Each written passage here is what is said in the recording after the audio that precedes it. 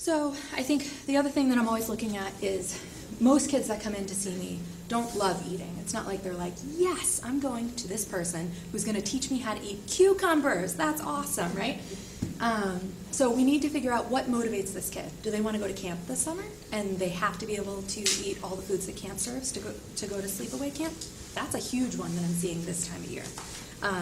Do they want to be able to eat more quickly so that they don't have to sit there through recess while all their friends go out and play because they can't miss out on those calories? So I think it's helpful to identify together with the goals and with the kids if they're old enough. You know, I think a kid 5 or older can tell you why they want to start working on eating.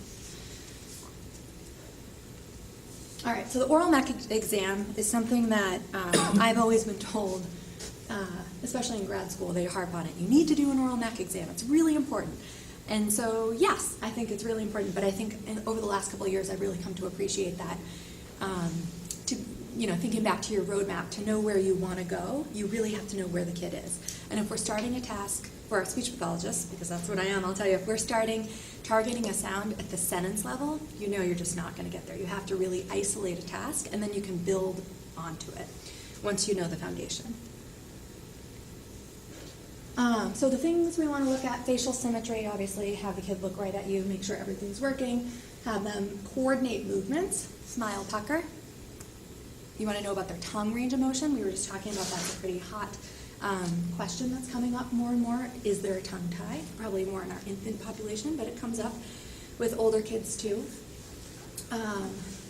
We want to have, I'm finding, the reason I really want to talk about this is because there's something called nonverbal oral apraxia.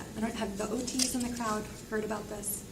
It's something in grad school, and I was always told it doesn't really mean anything. If a kid has it, you just need to know what it is, and you can document it. It's not significant for anything. So the best example is limb apraxia. If somebody has a stroke and they have limb apraxia, their reflexes are intact. So if they put, the OTs probably know about limb apraxia, I'm guessing. If you put your hand on a hot stove, your hand comes up all the way because your brain says, oops, we need to protect ourselves and not let that happen. So your hand comes up and away and you protect yourself.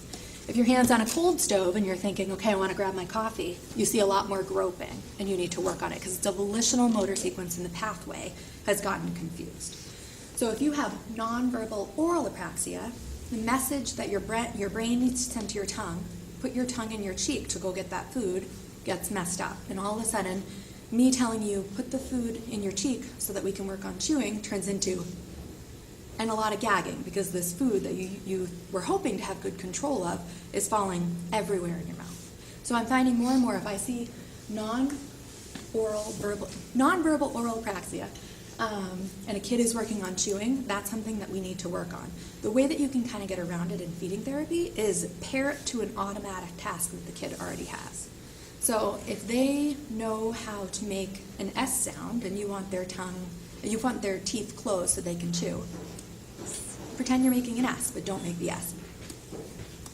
Okay, or there's different examples. You can try to get them to move their mouth in the right way without them thinking about, I need to close my teeth. Because a lot of times if you are working on chewing and you get a kid, you're like, okay, just close your mouth. You'll get with their teeth out in front. And it's going to be a lot more groping than if you could just tell them, close your teeth like when you're brushing your teeth. Something like that.